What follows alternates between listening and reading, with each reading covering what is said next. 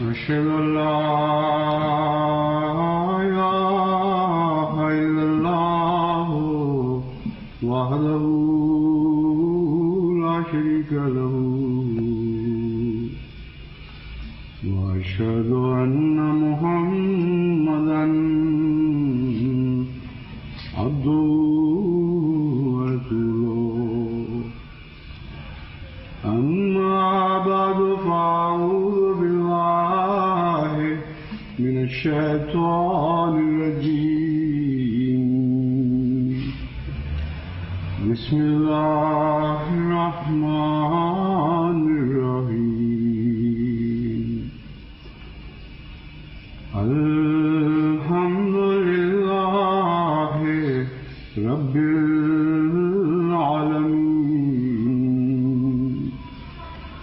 الرحمن الرحيم مالك يوم الدين إياك نعبد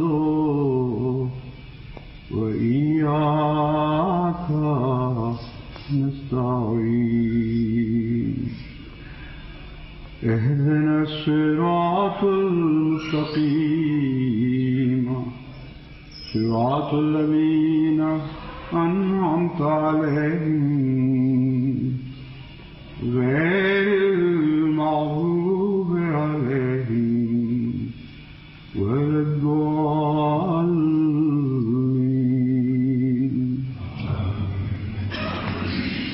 لأنتم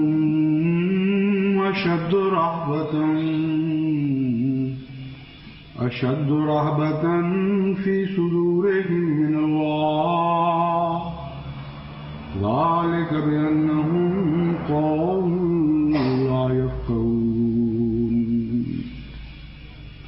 لا يقاتلونكم جميعا إلا في قرى محصنة أو من وراء جدر بأسهم بينهم شديد تحسبهم جميعا وقلوبهم شتى ذلك بأنهم قوم لا يعقلون كمثل الذين من قبلهم قريبا ذاقوا وبال أمرهم ولهم عذاب أليم. سورہ حشر الحشر آیت 13، 14 اور 15. یہ 3 آیات جن کی میں نے تلاوت کی ہے، ان میں اللہ تعالیٰ حضرت صلی اللہ علیہ وسلم اور آپ کے ساتھیوں سے مخاطب کر کے فرماتا ہے لَأَنْتُمْ أَشَدُّ رَهْبَةً فِي صُدُورِهِمْ مِنَ اللَّهِ، کہ تمہارا خوف ان پر اس شدت کے ساتھ غالب ہے کہ اللہ سے بھی یہ خوف اللہ کے خوف سے بھی تمہارا خوف بڑھ گیا ہے. ذَلِكَ بِأَنَّهُمْ قَوْمٌ لَا يَفْقَهُونَ، اس لیے ہے کہ یہ لوگ ایک ایسی قوم ہیں جو فہم نہیں رکھتے، تفقہ کی طاقت نہیں ہے ان میں. تم سے یہ نہیں لڑتے یا نہیں لڑیں گے اکٹھے ہو کر مگر فی قرم محصنات، قلعہ بند شہروں میں جہاں ان کی حفاظت کا ان کو یقین ہو، وہاں تو یہ خوب لڑ سکتے ہیں، لیکن کھل کر مقابل پر آنے کی ان میں طاقت نہیں. قوم ورائے جدر یا دیواروں کے پیچھے سے لڑ سکتے ہیں. بعضهم بینہم شدید، ان کی آپس کی لڑائیاں بہت ہی شدید ہیں. تو ان کو سمجھتا ہے کہ جمیعاً وہ اکٹھے ہیں، وقلوبہم شتیٰ، حالانکہ ان کے دل پھٹے ہوئے ہیں. ذالک بانہم قوم لا یعقلون، یہ اس لیے ہے کہ وہ ایک ایسی قوم ہے جنہیں عقل کوئی نہیں. یہ اسی طرح کے لوگ ہیں جو ان سے پہلے گزرے تھے، انہیں گزرے ابھی بہت دیر نہیں ہوئی. ذاقوا وبال امرہم، انہوں نے اپنی بدعمالیوں کا مزہ چکھ لیا. وَلَهُمْ عَذَابٌ أَلِيمٌ، اور ان کے لیے بھی اسی طرح ایک دردناک عذاب مقدر ہے. ان آیات کا ترجمہ بظاہر تو اکرام پہن ترجمہ ہے، اور ایسی بات نظر نہیں آتی کہ اس کے پیچھے گویا انسان غور کرے تو کچھ اور مطالب بھی نظر آئیں گے. مگر قرآن کریم کی ہر آیت خواہ بظاہر کتنی سطحی دکھائی دے، اس کے اندر آپ جب ڈوبتے ہیں تو مطالب کا ایک نیا جہان کھل جاتا ہے. گہرے پانیوں کی سطح کی طرح بعض دفعہ قرآن کریم کی آیات خاموشی سے چلتی ہیں، اور دیکھنے والے کو اس کے نیچے وہ معانی کا جہان نظر نہیں آتا جو ہر آیت کریمہ میں چھپا ہوا ہے. پہلی آیت میں بعض عجیب دعوی کیے گئے ہیں. مثلا حضرت صلی اللہ علیہ وآلہ وسلم اور آپ کے ساتھیوں کو مخاطب کر کے یہ فرمانا کہ تمہارا ان پر روب طاری ہے، بظاہر بہت عجیب بات لگتی ہے، کیونکہ ان کو تو اتنا کمزور سمجھا جا رہا تھا، اتنا بے طاقت اور بے سہارا خیال کیا جا رہا تھا کہ ہر ایرا غیرہ اٹھ کر ان معززین کی ہتک اور گستاخی کر دیتا تھا جو حضرت صلی اللہ علیہ وسلم کی غلامی کے دم بھرتے تھے. ادنا ادنا گلیوں کے لونڈوں نے حضرت صلی اللہ علیہ وآلہ وسلم اور آپ کے غلاموں پر پتھر اٹھائے اور زبانیں دراز کی، گھروں سے بے وطن کیا. بے وطن ہونے کے بعد بھی پھر ان پر بشدت حملہ آور ہوتے رہے. تو یہ کیا کہا جا رہا ہے؟ لَأَنْتُمْ أَشَدُّ رَهْبَةً فِي صُدُورِهِمْ، تم سے وہ اتنا خوف کھاتے ہیں کہ اللہ سے بھی اتنا خوف نہیں کھاتے. تمہارے خوف کے مقابل پر خدا کا خوف بھلا دیتے ہیں. یہ کیسا خوف ہے؟ یہ خوف ہے غلبے کا خوف، ظاہری جسمانی برتری کا خوف نہیں ہے، غلبے کا خوف ہے. اس طاقت کا خوف ہے جو دلیل کے ساتھ ابھرتی ہے اور دلیل کے ساتھ زندہ ہوتی ہے اور دلیل کے ساتھ چھا جانے کی قوت رکھتی ہے. چنانچہ ہر صداقت سے دشمن کو ہمیشہ یہی خوف لاحق رہا ہے. اس قدر وہ خوف کھاتے ہیں کہ اس خوف کے مقابل پر تو خدا کا خوف بھی ان کے دل میں نہیں رہتا. ایسے لوگوں کی مخالفت میں جو صداقت اپنے ساتھ رکھتے ہیں، یہ ہر دلیل کو بھلا دیتے ہیں اور خدا خوفی کو چھوڑ کر پھر ان پر حملے کرتے ہیں، تقویٰ سے عاری ہو کر ان پر حملے کرتے ہیں. اور یہ طرز مقابلہ بتاتی ہے کہ ان کو خدا کا خوف ہے ہی نہیں. اگر خدا کا خوف ہوتا تو سچائی کے مقابل پر اوچھے ہتھیار کیوں استعمال کرتے، کمینی حرکتیں کیوں کرتے، جھوٹ اور دغا سے کام کیوں لیتے.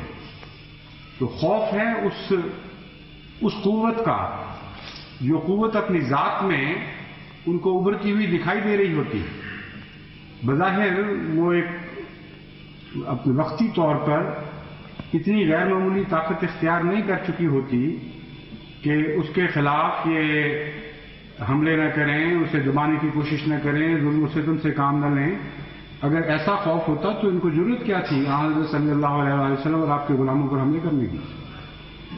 بس یہ خوف اس فرقان کا خوف ہے، اس برہان کا خوف ہے جو اسلام اپنے ساتھ لایا تھا.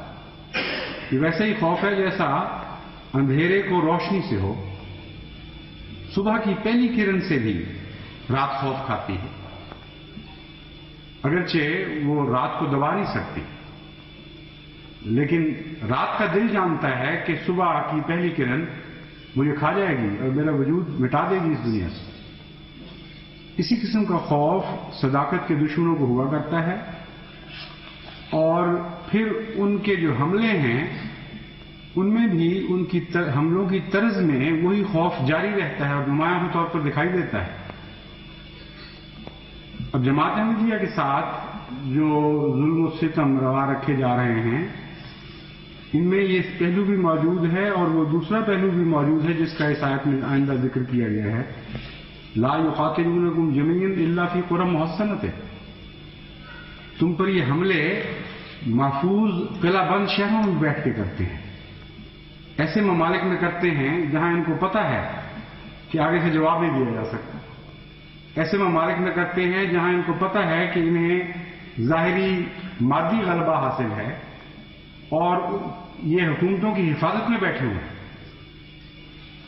جہاں کھلی آزاد دنیا ہے وہاں ان کی جان نکلتی ہے تمہارا مقابلہ کرتے ہیں، وہاں یہ بھاگتے ہیں تمہیں دیکھ کر۔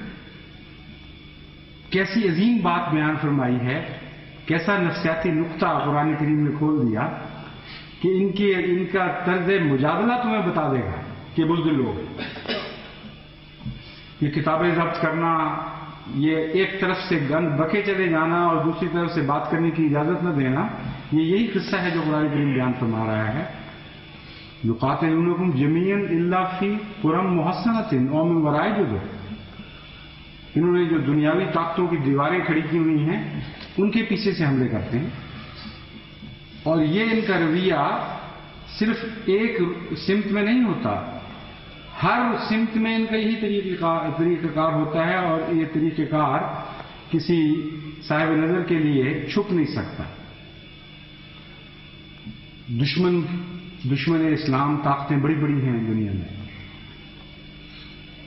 کئی قسم کے خطرات اسلام کو لاحق ہیں، اپنے محفوظ قلعوں میں تو ان کے خلاف جتنی مرضی باتیں کر لیں، یہ ضرورت، یہ توفیق کہ باہر نکل کر ان دشمن طاقتوں کا مقابلہ کریں اور ان کو رنگے دیں اور ان کو چیلنج دیں، ان کے گھیرے میں آ کر پھر ان کا مقابلہ کر رہے ہیں، یہ توفیق نہیں پاتے۔ یہ توفیق کس کو ہے وہ میں بعد میں بتاؤں گا۔ تحسبهم جميعا وقلوبهم شتى، ان کے دل پھٹے ہوئے ہیں اور تم سمجھ رہے ہو کہ وہ اکٹھے ہو گئے۔ کیوں سمجھ رہے ہو اکٹھے ہو گئے ہیں؟ اس میں بھی ایک گہرا فلسفہ بیان فرمایا ہے کہ ان کا اجتماع تمہاری مخالفت کی وجہ سے ہے، صرف فی ذات ہی ان کے آپس میں کوئی تعلق نہیں، ایک دوسرے کے شدید دشمن ہونے کے باوجود تمہاری دشمنی اور تمہارا خوف اتنا غالب ہے کہ اس وقت یہ اپنی دشمنیوں کو بھلا دیتے ہیں، لیکن جینے کے آثار نہیں ہیں۔ جینے کے آثار تو یہ ہوتے ہیں کہ فی ذاتے ہی ایک اندرونی قوت ہو محبت کی جو قوم کو اکٹھا کر رہی ہے۔ چنانچہ اسی کو محاورتاً کہا جاتا ہے الکفر ملت واحدہ، ملت واحدہ جو کفر میں تم دیکھتے ہو وہ انکار کی طاقت سے، کسی انکار کی وجہ سے اکٹھے ہو رہے ہیں، کسی مثبت وجہ سے اکٹھے نہیں ہو رہے۔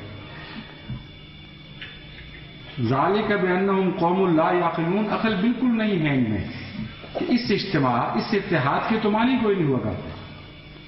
کامن اینیمی فیکٹر اگر ظاہر ہو جائے، یعنی ایک دشمن کا تصور یا ایک خوف کا تصور، تو اکٹھے ہو جاتے ہیں۔ اس طرح تو جانور بھی اکٹھے ہو جایا کرتے ہیں، شیر اور بکری بھی اکٹھے ہو جایا کرتے ہیں، بھیڑیے اور بکریاں، یہ بھی بھیڑیے اور بھیڑے بھی اکٹھے ہو جایا کرتے ہیں۔ چنانچہ ایک مصور نے اس تصور کو اس طرح باندھا ہے، ایک نہایت ہی خوفناک آندھی اور طوفان دکھایا ہے تصویر میں، اور خوفناک بجلیاں گر رہی ہیں اس طرف، اور بیچ میں جس طرح بگولا سمیٹ لیتا ہے اپنے اندر کسی چیز کو، اس طرح شیر بھی ہیں، بھیڑیے بھی ہیں، سور بھی ہیں، معصوم بھیڑوں کے بچے بھی ہیں، بکریاں بھی ہیں، گھوڑے بھی ہیں، اور یہ سارے اکٹھے ایک دوسرے کے ساتھ جڑ کے بیٹھے ہوئے ہیں۔ پرانی قبریں جو دریافت ہوئی ہیں لاکھوں سال پہلے کی، ان میں بھی یہی مناظر دیکھنے میں آئے ہیں کہ جب نہایت خوفناک ہلاکتیں آئیں جس نے بعض علاقوں سے زندگی صاف کر دی، تو اس وقت وہ جانور جو ایک دوسرے کے شدید دشمن تھے وہ اس طرح اکٹھے ہو گئے کہ ان کی اکٹھی قبر بن گئی ایک جگہ، اور ایک دوسرے سے جڑے ہوئے بڑی محبت کے ساتھ بیٹھے ہوئے۔ مگر یہ وقتی محبتیں زندگی نہیں بخشا کرتی، یہ ایک خوف کے نتیجے میں، ایک منفی طاقت کے نتیجے میں پیدا ہوتی ہیں۔ صاحب عقل لوگ وہ ہوتے ہیں جو مثبت طاقتوں پر اکٹھے ہوتے ہیں، محبتوں کے نتیجے میں ان کے دل ملتے ہیں، رحماء بینہم کا نقشہ نظر آتا ہے۔ فرمایا ان کا حال بھی وہی ہوگا جو ان سے پہلے قریب قوموں کا گزر چکا ہے، یہ لوگ بچا نہیں کرتے۔ وَلَهُمْ عَذَابٌ أَلِيمٌ، اور چونکہ یہ خدا کی تقدیر سے ٹکر لے رہے ہیں، اس لیے دردناک عذاب سے یہ بچ نہیں سکتے۔ یہ حملے جماعت احمدیہ پر زبان سے بھی کیے جا رہے ہیں، قلم سے بھی کیے جا رہے ہیں، اور جسمانی اذیتیں دے کر اور جیلوں میں ٹھونس کر بھی کیے جا رہے ہیں، یہ سارا اسی قرآنی یہ سب نقشہ انہی آیات کی تصویر نظر آتا ہے۔ گویا یہ آیات پڑھ کر کسی نے یہ نقشہ تعمیر کیا ہو۔ مبینہ وائٹ پیپر یا کرتاس ابیض بھی اسی آیت کریمہ کی ایک منفی حیثیت سے تصویر ہے۔ چنانچہ جماعت احمدیہ کے متعلق جو بہتان ترازی سے کام لیا گیا ہے، اس میں یہ فکرے ان کے پڑھنے سے تعلق رکھتے ہیں۔ 1953 کی تحریک کا ذکر کرنے کے بعد اسے کچھ نتائج نکالتے ہیں، اور لیکن سب سے پہلے صفحے کے شروع میں ہی یہ تجزیہ پیش کرتے ہیں جماعت احمدیہ کا۔ اس کی ابتدا ایک استعماری طاقت کی انگیخت پر ہوئی، اور جیسے جیسے وقت گزرتا گیا یہ مسئلہ پیچیدہ سے پیچیدہ ہوتا چلا گیا۔ اس نے نہ صرف بر صغیر جنوبی ایشیا کے مسلمانوں کے درمیان تلخی اور تفرقہ پیدا کیا، بلکہ دنیا کے دوسرے ممالک کی مسلمان اقوام خصوصاً افریقی مسلمان اسی طرح کی تلخی اور تفرقہ کا شکار ہوئے۔ اور پھر 1953 کی تحریک اور اس کے نتائج کا ذکر کرتے ہوئے ان کا مقالہ نگار لکھتا ہے صفحہ 38 پر، اسی مسئلہ نے پاکستان کے سیاسی وجود میں نفرت اور فرقہ واریت کا زہر گھولنا شروع کر دیا۔ اس اثنا میں قادیانیوں نے بیرون ملک وفود بھیجنے شروع کر دیے، جہاں انہوں نے اپنے لیے تبلیغی مراکز قائم کرنے شروع کر دیے۔ انہوں نے اسی قسم کے تبلیغی مراکز افریقہ، یورپ اور شمالی اور جنوبی امریکہ کے ملکوں میں قائم کیے، لیکن چونکہ عددی اعتبار سے کہیں بھی وہ نمایاں قوت نہیں تھے، جبکہ پاکستان میں ان کی تعداد قابل لحاظ تھی اور وہ یہاں مضبوط اور اچھی طرح قدم جمائے ہوئے تھے، اس لیے دوسرے ملکوں میں ان کے ساتھ آسانی سے نمٹ لیا گیا۔ تلبیس اور دجل کا یہ عبارت شاہکار ہے، اس کے پورے تجزیے کے لیے تو بڑا لمبا وقت چاہیے۔ مختصراً میں پہلے تو یہ کہتا ہوں کہ جو 1953 کی تحریک تھی اس میں فساد اور نفرت کے زہر گھولنے کا ذمہ دار کون تھا، اس کے لیے اس حکومت کے نمائندوں کو یہ کیوں نہ خیال آیا کہ جسٹس منیر انکوائری رپورٹ پڑھ لیں اور وہ تجزیہ دیکھ لیں کہ اس عدالت عالیہ نے، جس کے ججوں کا نام قانون دان برادری میں تمام دنیا میں عزت سے یاد کیا جاتا ہے، جسٹس محمد منیر کوئی معمولی حیثیت کے قانون دان نہیں تھے، اور جسٹس کیانی بھی بہت اونچے طبقے کے قانون دان اور منصف تھے۔ ان کی رپورٹ کیا کہتی ہے؟ وہ رپورٹ ساری پڑھنے کا تو وقت نہیں، لیکن اس کے اگر چند اقتباسات بھی اکٹھے کر لیے جائیں اس موضوع پر تو ایک بڑا دلچسپ خطاب کا موضوع بن جاتا ہے۔ صرف ایک اقتباس میں آپ کے سامنے رکھتا ہوں جس سے آپ کو اندازہ ہو جائے گا کہ مفسد کون تھا، گندا دہن کون تھا، معاشرے میں زہر گھولنے والا شخص کون تھا، کون شخص تھا یا کون جماعت تھی۔ چنانچہ فاضل جج لکھتے ہیں کہ ایک اردو اخبار مزدور ملتان سے شائع ہوتا ہے جس کا ایڈیٹر سید ابو ذر بخاری ہے، جو مشہور احراری لیڈر سید عطا اللہ شاہ بخاری کا بیٹا ہے۔ یہ ان کی جو آج چوٹی کی مذہبی لیڈرشپ ہے، یہ اس کی نمائندگی کر رہے ہیں۔ اس نے اپنی اشاعت مورخہ 13 جون 1952 میں یعنی 53 کی تحریک سے پہلے کون فساد پھیلا رہا تھا، کس کے نتیجے میں فساد پھیلا، کن باتوں کے نتیجے میں. وہ لکھتے ہیں کہ ایک مضمون شائع کیا جس میں جماعت احمدیہ کے امام کے متعلق عربی خط میں ایک ایسی پست اور بازاری بات لکھی کہ ہماری شائستگی ہمیں اس کی تصریح کی اجازت نہیں دیتی.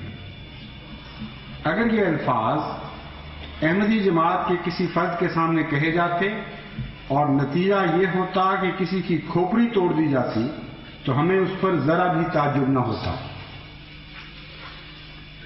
ایک لمبا انصاف کا تجربہ رکھنے والے مسلمان منصفین کی یہ رائے کوئی معمولی حیثیت نہیں رکھتی. کون فساد پھیلا رہا تھا اور کون صبر کر رہا تھا، یہ خلاصہ ہے ساری تحریک کا جو انہوں نے چند الفاظ میں نکال دیا. پھر وہ لکھتے ہیں کہ جو الفاظ استعمال کیے گئے وہ پرلے درجے کے مکروہ اور مبتذل ذوق کا ثبوت ہیں، اور ان میں اس مقدس زبان کی نہایت گستاخانہ تضحیق کی گئی ہے جو قرآن مجید اور نبی کریم صلی اللہ علیہ وآلہ وسلم کی زبان ہے. اگر 1953 یاد نہیں رہا، اگر 1953 کی تحقیقی عدالت کے فیصلے دیکھنے کو جی نہیں چاہتا تو اس وقت جو پاکستان میں ہو رہا ہے یہ کیوں نظر نہیں آ رہا؟ زکوٰۃ کھلا کھلا کے مولویوں سے گندی گالیاں دلوا رہے ہو اور اخباروں کے منہ کالے کر دیے ہیں گن بک بک کر، اور کہہ یہ رہے ہو دنیا کو، یقین یہ دلانے کی کوشش کر رہے ہو کہ احمدی سوسائٹی میں نفرت کا بیج بوتے ہیں اور زہر گھولتے ہیں، ظلم و ستم کی کس گھول دیتے ہیں، اور تم لوگ معصوم بنے بچارے بیٹھے ہوئے برداشت کرتے چلے جاتے ہو. آخر کہاں تک برداشت کرتے؟ یہ اپنی معصومیت کا نقشہ کھینچ رہے ہیں. دنیا پاگل تو نہیں ہے. ہمارے پاس ٹیپیں موجود ہیں تمہارے مولویوں کی زبان کی. وہ سارا گند جو اس وقت پاکستان میں اچھالا جا رہا ہے وہ باہر بھی نکل رہا ہے. تمہارے یہ آدمی باہر نکل کے بھی ویسی تقریریں کر رہے ہیں. ماریشس میں اس وقت کیا ہو رہا ہے، ناروے میں تم لوگوں نے پہنچ کے کیا گند بکا، یہ ساری ٹیپ ریکارڈنگ ہمارے پاس موجود ہے. تو دنیا کو یہ اس کے باوجود سمجھتے ہو پاگل ہے دنیا، تمہاری باتوں کو یقین کر جائے گی کہ احمدی تو فساد پھیلایا کرتے تھے اور بیچارے دوسرے غیر احمدی مسلمان بڑے ہی صبر اور حوصلے کے ساتھ بیٹھے رہے اور انہوں نے اس کے باوجود کچھ بھی نہیں کیا. یہ تمام تصویر جو کھینچی جا رہی ہے اس کے 3 پہلو ہیں. یہ تو صرف ایک 53 سے تعلق رکھنے والی بات تھی. جو عمومی بات باور کرانے کی کوشش کی جا رہی ہے وہ یہ ہے کہ گویا حضرت اقدس مسیح موعود علیہ الصلوۃ والسلام کی آمد سے پہلے مسلمان 1 جان کروڑ غالب تھے اور ایک مٹھی کی طرح مجتمع تھے اور ان میں کوئی تفرقہ اور کوئی خرابی نہیں تھی. ایسی عظیم طاقت تھے کہ استعماری طاقتیں کانپ رہی تھیں ان سے. نتیجہ یہ نکلا کہ انہوں نے جماعت احمدیہ کا بیج بویا تاکہ مسلمانوں میں فساد پھیل جائے اور یہ جمعیت منتشر ہو جائے اور اسلام کی طرف سے جو نہایت ہی عظیم خطرہ، محیط خطرہ لاحق ہے استعماری طاقتوں کو، وہ خطرہ ٹل جائے. یہ نقشہ کھینچا جا رہا ہے. اور واقعہ کیا تھا؟ وہی کتابیں جو خود شائع کر رہے ہیں وہاں مصنف کے اپنے قلم سے سچائی کا اظہار ہو جاتا ہے. ایک کتاب جس کی وہ خوب اشاعت کر رہے ہیں، یعنی پاکستان کے مذہبی امور اور دیگر فساد کرنے والے امور سے تعلق رکھنے والی وزارت کی طرف سے جو لٹریچر شائع ہو رہا ہے اس میں ایک ہے قادیانیت، مولانا سید ابو الحسن علی ندوی کی کتاب. تمام دنیا میں یہ کتاب پاکستان نے شائع کروائی ہے، اس کے ترجمے بھی کروائے ہیں عربی انگریزی میں، اور منظر یہ خود کھینچ رہے ہیں کہ گویا حضرت مسیح موعود علیہ الصلوۃ والسلام کے آنے سے پہلے تو سب کچھ امن تھا اور بے حد آپس میں محبت تھی مسلمانوں کو، تفرقہ ڈالنے کے لیے انگریزوں نے یہ جماعت کھڑی کر دی. اور یہی مصنف صاحب لکھتے ہیں حضرت مسیح موعود علیہ الصلوۃ والسلام کی آمد سے پہلے کا نقشہ کھینچتے ہوئے. دوسری طرف فرق اسلامیہ کا آپس کا اختلاف تشویشناک صورت اختیار کر گیا تھا. ہر فرقہ دوسرے فرقے کی تردید میں سرگرم اور کمر بستہ تھا. مذہبی مناظروں اور مجادلوں کا بازار گرم تھا جن کے نتیجے میں اکثر زود کو قتل و قتال اور عدالتی چارہ جوئیوں کی نوبت آتی، سارے ہندوستان میں ایک مذہبی خانہ جنگی سی برپا تھی۔ اس صورتحال نے بھی ذہنوں میں انتشار، تعلقات میں کشیدگی اور طبیعتوں میں بیداری پیدا کر دی۔ پھر فرماتے ہیں مسلمانوں پر عام طور پر یاس و ناامیدی اور حالات و ماحول سے شکست خوردگی کا غلبہ تھا۔ 1857 کی جدوجہد کے انجام اور مختلف دینی اور عسکری تحریکوں کی ناکامی کو دیکھ کر معتدل اور معمولی ذرائع اور طریقہ کار سے انقلاب حال اور اصلاح سے لوگ مایوس ہو چکے تھے، اور عوام کی بڑی تعداد کسی مرد غیب کے ظہور اور ملہم اور مؤید من اللہ کی آمد کی منتظر تھی۔ جب خدا سچ نکلواتا ہے تو اس طرح خط سچ نکلوا دیتا ہے باہر۔ جتنی تلویز اسی کو کہتے ہیں، ایک طرف جھوٹ بول رہے ہیں، پردے ڈال رہے ہیں، کچھ اور باتیں بیان کر رہے ہیں، اچانک اچھل کر سچ باہر آ جاتا ہے اور حقیقت حال کھل جاتی ہے۔ یہ پس منظر تھا، اور اس سلسلے میں بکثرت حوالے موجود ہیں، اتنے ہیں کہ ہزاروں صفحے کی کتابیں لکھی جا سکتی ہیں مسلمان علماء کے، جو نقشہ کھینچ رہے ہیں مسلمانوں کی حالت کا، مگر چند ایک میں نے چنے ہیں۔ اخبار وکیل 15 جنوری 1927 میں لکھتا ہے، اس مرض کا حدوث آج سے نہیں بلکہ آج سے بہت پہلے شروع ہو چکا ہے۔ مسلمانوں نے پہلے انفرادی زندگی میں یہود اور نصارہ کی اتباع کی اور اب اجتماعی زندگی میں کرنے لگے۔ اس کا نتیجہ تنسیخ خلافت ہے، اور علماء کا مشہور اخبار ہندوستان کا الجمیت 14 اپریل 1926 کو لکھتا ہے، دفتن پردہ اٹھ گیا، دنیا کو صاف نظر آ گیا کہ امت مسلمہ اگر کسی مجتمع شیرازہ اور کسی بندی ہوئی تسبیح کا نام ہے تو آج صحیح معنوں میں امت مسلمہ ہی موجود نہیں، بلکہ منتشر اوراق ہیں، چند بکھرے ہوئے دانے ہیں، چند بھٹکی ہوئی بھیڑیں ہیں جن کا نہ ریوڑ ہے نہ گلہ۔ اور زمیندار اخبار 18 ستمبر 1925 لکھتا ہے کہ مسلمانان ہند کو تو گویا آن حضرت صلی اللہ علیہ وسلم مخاطب کر کے یہ فرما رہے ہیں، یہ آپ کی زبان سے یہ اخبار مسلمانوں کو مخاطب کر کے لکھتا ہے، تم کہلاتے تو میری امت ہو مگر کام یہودیوں بت پرستوں کے کرتے ہو۔ تمہارا شیوا وہی ہو رہا ہے جو عاد اور سمود کا تھا کہ رب العالمین کو چھوڑ کر بال، یغوث اور نصرہ اور یعوق کی پرستش کر رہے ہو۔ تم میں سے اکثر ایسے ہیں جو میری توہین کرتے ہیں، اکثر ایسے ہیں جو میری توہین کرتے ہیں۔ یہ جماعت احمدیہ نے شروع کروایا تھا سارا سلسلہ، کوئی خدا کا خوف نہیں کھاتے، ایسے جھوٹ، ایسے بہتان باندھ رہے ہیں کہ ایک لمحہ کے لیے بھی کوئی معقول انسان ان کو تسلیم نہیں کر سکتا۔ ذرا سی نظر دوڑائیں پس منظر پر حضرت مسیح موعود علیہ الصلوۃ والسلام کے آنے سے پہلے اور آپ کے بعد جو حال جاری رہا، تو عقل بے اختیار بول اٹھتی ہے کہ اس قوم کو تو کوئی زندہ کرنے نہیں آ سکتا، مارنے نہیں آ سکتا۔ اور عملاً یہی ہوا، کچھ زندگی کے آثار وہ تمہارے میں پیدا ہوئے، وہ حضرت مسیح موعود علیہ الصلوۃ والسلام کی آمد سے پیدا ہوئے۔ کچھ وہ تھے جنہوں نے قبول کر کے زندگی حاصل کی، کچھ وہ ہیں جو مخالفت کی وجہ سے اکٹھے ہو رہے ہیں۔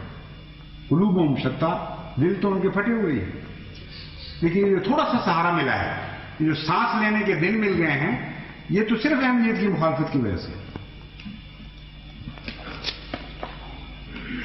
اخبار البشیر 28 ستمبر 1925 لکھتا ہے، بعثت پیغمبر آخر الزمان کے وقت عیسائیوں اور یہودیوں میں جو فرقہ بندی تھی ان کی تاریخ اٹھا کر پڑھو اور پھر آج کل کے علماء اسلام کا ان سے مقابلہ کرو تو صاف طور پر ثابت ہو جاتا ہے کہ آج بہت سے علماء اسلام کی جو حالت ہے وہ فوٹو ہے اس زمانہ کے علماء یہود اور نصارہ کا۔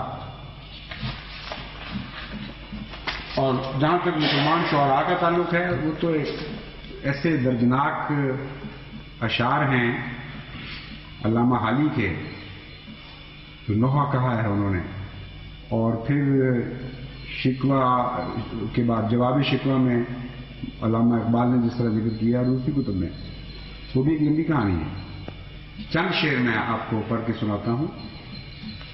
مولانا حالی فرماتے ہیں، رہا دین باقی نہ اسلام باقی، ایک اسلام کا رہ گیا نام باقی، پھر ایک باغ دیکھے گا اجڑا سراسر، جہاں خاک اڑتی ہے ہر سو برابر، نہیں تازگی کا کہیں نام جس پر، ہری ٹہنیاں جھڑ گئیں جس کی جل کر، نہیں پھول پھل جس میں آنے کے قابل، ہوئے روح جس کے جلانے کے قابل۔ پھر بڑے درد کے ساتھ حضرت اقدس محمد مصطفیٰ صلی اللہ علیہ وسلم کو مخاطب کر کے عرض کرتے ہیں، اے خاصان رسول، وقت دعا ہے، امت پہ تیری آ کے عجب وقت پڑا ہے، جو دین بڑی شان سے نکلا تھا وطن سے، پردیس میں وہ آج غریب الغربا ہے، جس دین کے مدعو تھے کبھی کیسر و کسرا، خود آج وہ مہمان سرائے فقراء ہے، وہ دین ہوئی بزم جہاں جس سے چراغاں، اب اس کی مجالس میں نہ بتی نہ دیا ہے، اب اس کی مجالس میں نہ بتی نہ دیا ہے، بگڑی ہے کچھ ایسی کہ بنائے نہیں بنتی، ہے اس سے یہ ظاہر کہ یہی حکم قضا ہے، فریاد ہے کشتی امت کے نگہباں، بیڑا یہ تباہی کے قریب آن لگا ہے۔ اور علامہ اقبال جن کے تبصروں سے انہوں نے اپنے مبینہ تاسیبیت کو سجایا ہوا ہے، وہ کہتے ہیں، اگر وہ ان کی بات خدا کا کلام ہے تو اس کلام کو بھی پھر سنو، وضع میں تم ہو نصارہ تو تمدن میں ہنود، وضع میں تم ہو نصارہ تو تمدن میں ہنود، وہ مسلمان ہو جنہیں دیکھ کے شرمائیں یہود۔ بڑی بڑی باتیں کرتے ہوئے احمدیت کے خلاف علامہ اقبال کو کوٹ کر کے گویا خدا تعالیٰ کو کا کلام نازل ہو گیا ہے کسی پر اور فخر سے پیش کر رہا ہے۔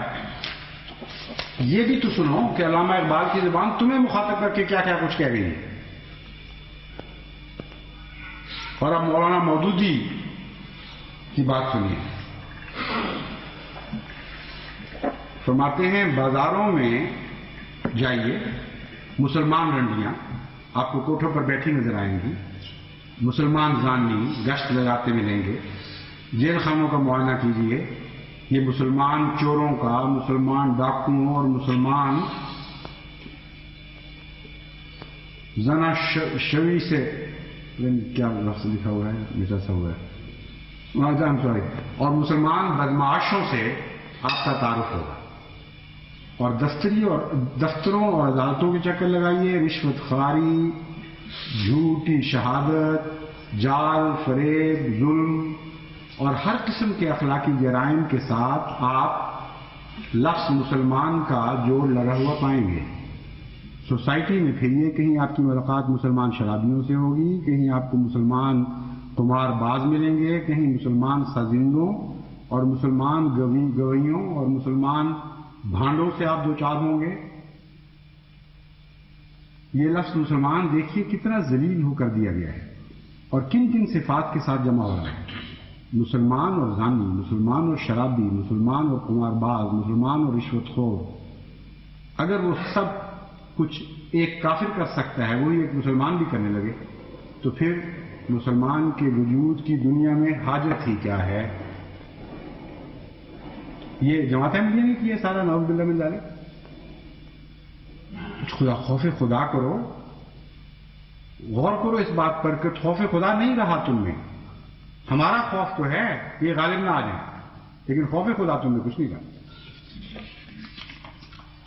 اور مولانا مودودی کے تفسیر اور بھی سنیے، حضرت مسیح موعود علیہ السلام کے متعلق تو کہتے ہیں کہ نعوذ باللہ بڑی دلخراش باتیں کی ہیں، مسلمانوں پر حملے کی، اور جس کو مزاج شناس نبوت کہتے ہیں ان کی باتیں بھی سن لیجیے۔ آپ اس نام نہاد مسلمان سوسائٹی کا جائزہ لیں گے، مولانا مودودی لکھتے ہیں مسلمان اور سیاسی کشمکش، حصہ سوم، صفحہ 44 دفعہ ہفتم، تو اس میں آپ کو بھانت بھانت کا مسلمان نظر آئے گا. مسلمان کی اتنی قسمیں ملیں گی کہ آپ شمار نہ کر سکیں گے. یہ ایک چڑیا گھر ہے جس میں چیل، کوے، گدھا، بٹیر، تیتر اور ہزاروں قسم کے جانور جمع ہیں، اور ان میں سے ہر ایک چڑیا ہے. یہ ہیں مولانا مودودی کے الفاظ. جس حال پہ انہوں نے مسلمانوں کو پایا، اس امت کو تباہ کرنے کے لیے انگریز نے کھڑا کیا تھا ایک آدمی کو، اور وہ آیا اور اکٹھا کر گیا، کچھ جان پیدا کر گیا. ایک ولولہ تو بخش گیا، خواہ وہ مخالفت کا ہی ولولہ تھا. پھر فرماتے ہیں خدا کی شریعت میں کوئی ایسی چیز نہیں ہے جس کی بنا پر اہل حدیث، حنفی، دیوبندی، بریلوی، شیعہ، سنی وغیرہ الگ الگ امتیں بن سکیں. یعنی صرف ایک ہی امت بن سکتی ہے جس کا نام جماعت اسلامی ہے، اور کوئی نہیں بن سکتی. یہ امتیں کیا ہیں؟ یعنی حنفی، دیوبندی، بریلوی، شیعہ، سنی وغیرہ. تو فرماتے ہیں یہ امتیں جہالت کی پیدا کی ہوئی. اور جہاں تک مسلمان عوام کا حال ہے، فرماتے ہیں یہ انبوہ عظیم جس کو مسلمان قوم کا جہاں تک تعلق ہے، قوم پر تبصرہ یہ ہے، یہ انبوہ عظیم جس کو مسلمان قوم کہا جاتا ہے، اس کا حال یہ ہے کہ اس کے 999,000 افراد نہ اسلام کا علم رکھتے ہیں، نہ حق اور باطل کی تمیز سے آشنا ہیں، نہ ان کا اخلاقی نقطہ نظر اور ذہنی رویہ اسلام کے مطابق تبدیل ہوا ہے. باپ سے بیٹے اور بیٹے سے پوتے کو بس مسلمان کا نام ملتا چلا آ رہا ہے، اس لیے یہ مسلمان.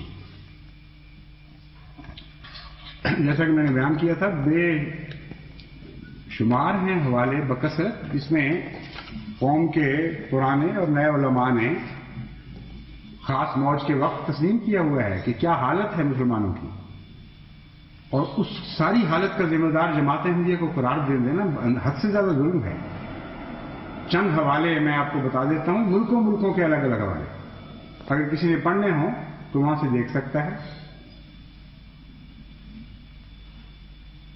اہل عرب، مصر اور عراق، حیدرآباد، دکن علاقہ، سیپی، مہاراشٹر، برما، ٹرکی، جزیرہ جاوا، سیام، روس اور بربری جزائر، یہ مثلا ان سب کے نام لے کر علماء کے حوالے اور تبصرہ نگاروں کے تبصرے موجود ہیں چھپے ہوئے اخباروں میں.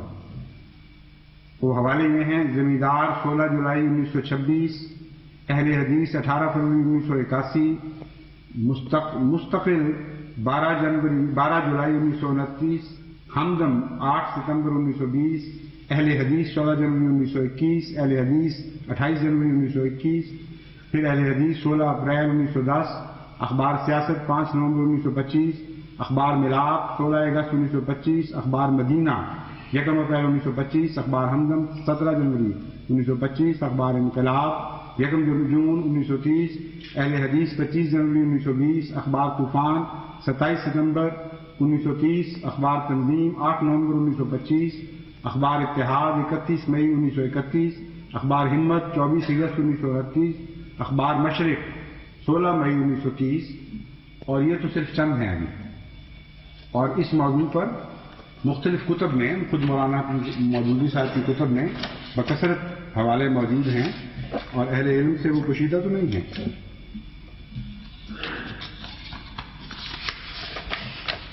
اب جہاں تک اس بات کا سوال ہے کہ جماعت احمدیہ نفرتوں کے بیج بوتی پھرتی ہے، اور پھر پاکستان میں یہ گڑبڑ کرنے کے بعد جب ناکام ہو گئے 1953 کی تحریک چل پڑی ان کے مخالف، تو فکرہ یہ پڑھنے سے تعلق رکھتا ہے کہ گویا اس کے بعد پھر انہوں نے باہر نکلنا شروع کیا، اور پھر یہ یورپ بھی پہنچ گئے، افریقہ بھی پہنچ گئے. تو عقل کیا کی بات کرو، کوئی ہوش کے ناخن لو. پاکستان کا تو وجود بھی نہیں بنا تھا ابھی، خود مانتے ہو کہ 100 سالہ مسئلہ ہے، جب جماعت احمدیہ خدا کے فضل سے پیدا ہو چکی تھی اور تمام دنیا میں پھیل چکی تھی. آج تو نہیں ہم پھیلے. امریکہ میں 1920 میں باقاعدہ مشن قائم ہو چکا تھا، انگلستان میں 1913 میں، یہ جگہ جہاں آپ اس وقت بیٹھے ہوئے ہیں. 1920 میں یہ جگہ خریدی گئی. 1913 میں پہلے مبلغ قاضی محمد عبداللہ صاحب یہاں بھیجے گئے تھے. غانا نائجیریا میں 1921 میں, مشرقی افریقہ میں 1896 میں 19ویں صدی سے بھی پہلے جماعت قائم ہو چکی تھی.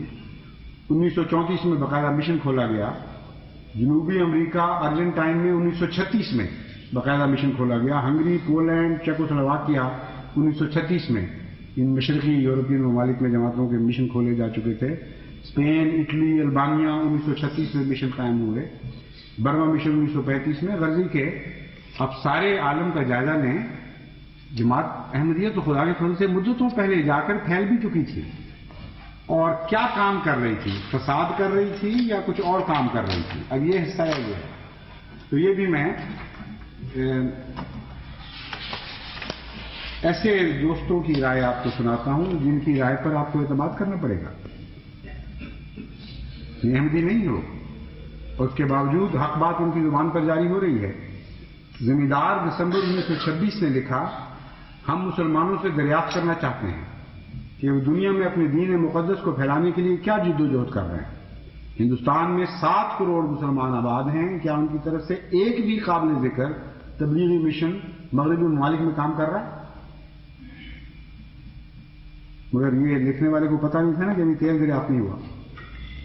گھر بیٹھ کر احمدیوں کو برا بھلا کہنا نہایت آسان ہے, لیکن اس سے کوئی انکار نہیں کر سکتا کہ یہی ایک جماعت ہے جس نے اپنے مبلغین انگلستان میں اور دیگر یورپین ممالک میں بھیج رکھے ہیں. کیا ندوۃ العلماء دیوبند, فرنگی محل اور دوسرے علمی اور دینی مرکزوں سے یہ نہیں ہو سکتا کہ وہ تبلیغ و اشاعت حق کی سعادت میں حصہ لیں؟ کیا ہندوستان میں ایسے متمول مسلمان ہیں جو مسلمان نہیں ہیں جو چاہیں تو بلا وقت بلا دقت ایک مشن کا خرچ اپنی گرہ سے دے سکتے ہیں؟ یہ سب کچھ ہے, لیکن افسوس کہ عزیمت کا فقدان ہے. فضول جھگڑوں میں وقت ضائع کرنا اور ایک دوسرے کی پگڑی اچھالنا آج کل کے مسلمانوں کا شعار ہو چکا ہے. اللہ تعالیٰ اس بے راہ قوم پر رحم کرے. اور انقلاب 2 مئی 1930 لکھتا ہے, تبلیغی مذہب والے کو اس چیز کی نشر و تبلیغ کی دھن ہوتی ہے, اس چیز کی نشر و تبلیغ کی دھن ہوتی ہے جس کو وہ سچا سمجھتا ہے. پھر لکھتا ہے, مسلمانوں کی موجودہ خوابیدہ حالت کو دیکھ کر ماننا پڑتا ہے کہ ان کے پاس حق ایک شمع برابر نہیں, ہے, ورنہ کیا وجہ ہے کہ انہیں تمام عالم میں نشر و اشاعت کی دھن میں ہے. ان کے مقابلہ میں ایک اکیلی جماعت احمدیہ ہے جس کے مخالف نہ صرف تمام دیگر مذاہب ہیں بلکہ مسلمانوں کی انجمنیں بھی خاص اسی جماعت کے در پہ ایزار رہتی ہیں. اب دیکھیے کس طرح ان کا جھوٹ کھل جاتا ہے. نقشہ یہ کھینچ رہے ہیں کہ ساری دنیا میں مسلمانوں میں فساد پھیلانے کے لیے پھیلیں گے. پاکستان میں جو کہ نہیں پھیل سکے, فساد کروا سکے, اس لیے باقی جگہ پھیل گیا اور 1953 کے بعد یہ برآمد ہوئے پاکستان سے. انا للہ و انا الیہ راجعون. نہ کوئی تاریخ کا پتہ, نہ دنیا کے حالات کی کوئی واقفیت, نہ عقل. یہ کیسا وائٹ پیپر لکھ رہے ہو؟ 2 کوڑی بھی اس کی حیثیت نہیں. اور واقعات کیا ہیں؟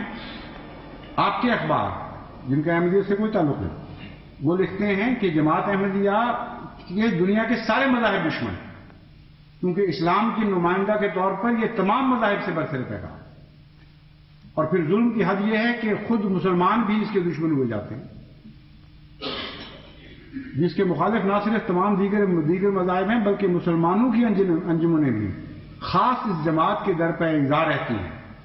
کون فساد کر رہا ہے, اظہار ثانی کر رہا ہے؟ جماعت احمدیہ یا یہ انجمن ہے. لیکن باوجود اس کے یہ چھوٹی سی جماعت دن رات اسی کوشش میں لگی ہوئی ہے کہ اسلام کی نعمت سے خود ہی لطف اندوز نہ ہو بلکہ ساری دنیا کو فائدہ اٹھانے کے قابل بنا. رسالہ حنیف نومبر 1925 میں غازی محمود دھرم پال صاحب نے ایک مقالہ لکھا. لکھتے ہیں, مولانا ظفر علی کے وہ مضامین میری نظر سے گزرتے تھے جو احمدیوں کی تکفیر اور ارتداد کی تائید میں زور و شور سے زمیندار کے کالموں میں شائع ہو رہے تھے، تو ان میں سے ہر ایک مضمون کا ایک لفظ دو دھاری تلوار کی طرح میرے دل کو کاٹتا اور پارا پارا کرتا تھا. اور میں اکثر یہ اعلان کر چکا ہوں کہ میں احمدی نہیں ہوں، اور احمدیوں کے بعض عقائد کے ساتھ دیانتداری کے ساتھ اختلاف ہے، مگر باوجود اختلاف کے میں ان کو مسلمان سمجھتا ہوں، اور ہندوستان کے اندر اور باہر وہ غیر مسلموں کے حملوں سے اسلام کے تحفظ کے متعلق جو بھی خدمات سر انجام دے رہے ہیں ان کو قدر و منزلت کی نگاہ سے دیکھتا ہوں. یہ فساد پھیلا رہے ہیں احمدی ساری دنیا میں.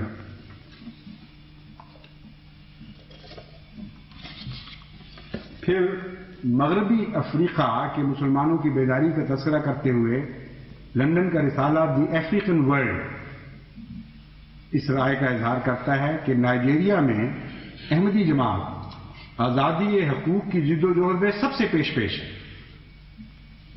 یہ ہے فتنہ فساد جو دساور کو بھیجا جا رہا ہے پاکستان سے احمدیت کے نام پر. آزادی حقوق کی جد و جہد میں سب سے پیش ہے. چند سال ہی کی بات ہے کہ وہاں احمدی وکیل اور احمدی ڈاکٹر پریکٹس کرتے نظر آئیں گے، اور یہ بات ان کی خوب پوری ہوگی، کیونکہ ان لوگوں کی رفتار نائجیریا میں روز روز ترقی پر ہے. یہ یقینی بات ہے کہ چند سال میں ہی افریقی مسلمان زندگی کے ہر شعبے میں اس ملک کے عیسائیوں کے دوش بدوش نظر آئیں گے، اور سیاست مدن کے ایک دانا مبصر کو یہ بات نظر آ رہی. چند سال پہلے جب ایک وفد یہاں سے گیا پاکستان سے، اور اس کا خرچ سارا حکومت نے برداشت کیا تھا، یہ پہنچا اس لیے کہ افریقی ممالک مغربی افریقہ میں دورہ کر کے تو جماعت احمدیہ کے خلاف نفرت پھیلائے اور ان لوگوں کو بتائے کہ تم بھی شامل ہو، ہمارے ساتھ مل کر اس جماعت کی بیخ کنی کی جائے، بیخ کنی کرو. تو وہ جو وفد گیا، یہ پرانی بات ہے، جو چند سال سے مراد ہے، 9-10 سال نہیں بلکہ پہلے کی بات ہے. مولانا نسیم سیفی صاحب ہمارے اس وقت وہاں مبلغ ہوا کرتے تھے.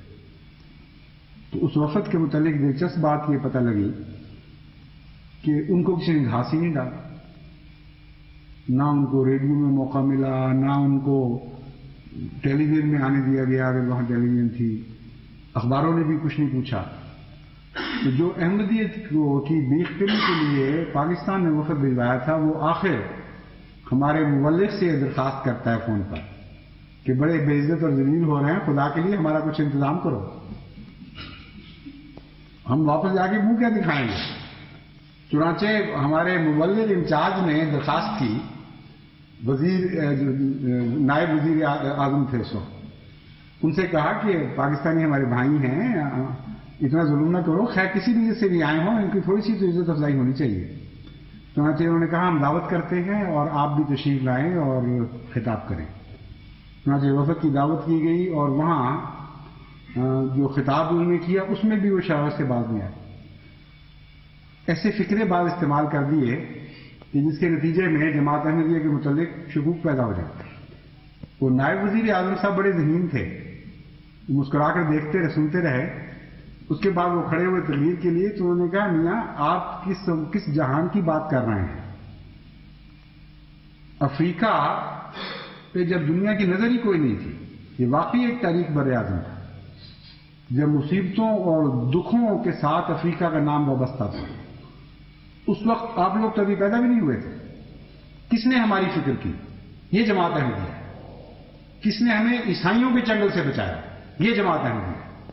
کس نے ہمیں انسانیت کے سبق دیے؟ یہ جماعت احمدیہ. آج تم کہتے ہو کہ تمہارے تعلقات کی بنا پر ہم اس جماعت کی دشمنی شروع کر دیں گے، تو یہ خیال ان سے نکال دو، یہ خیال واپس لے جاؤ اپنے ملک میں.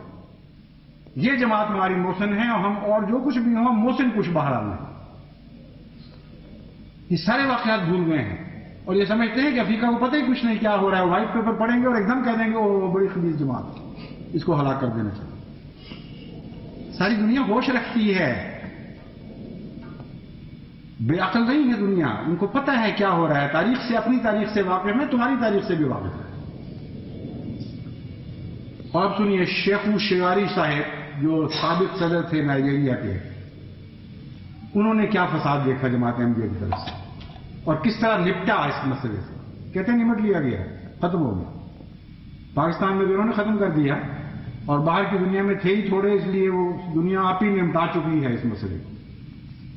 یہ شائع کر کے ساری دنیا میں جو لوگ دیکھیں کہ مختلف زبانوں میں ترجمہ کروا کے ساری دنیا میں پھیلا رہے ہیں، پڑھنے والا سوچے گا کیا ان کے متعلق کہ جماعت احمدیہ یورپ میں بھی نہیں رہی، افریقہ میں بھی نہیں رہی، امریکہ میں بھی نہیں رہی، سب جگہ ان کی سب لپیٹ دی گئی ہے، کیونکہ بالکل معمولی سے تھے اور بڑی عمدگی سے اس مسئلے سے نپٹا جا چکا ہے.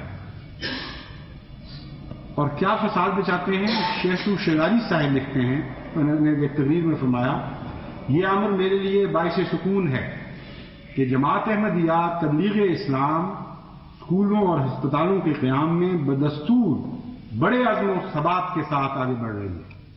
اس جہت میں جماعت کی مسائل انتہائی قابل تعریف اور دوسری رضاکار تنظیموں کے لیے باعث تقلید ہے، جس پر جماعت احمدیہ بجا طور پر فخر کر سکتی.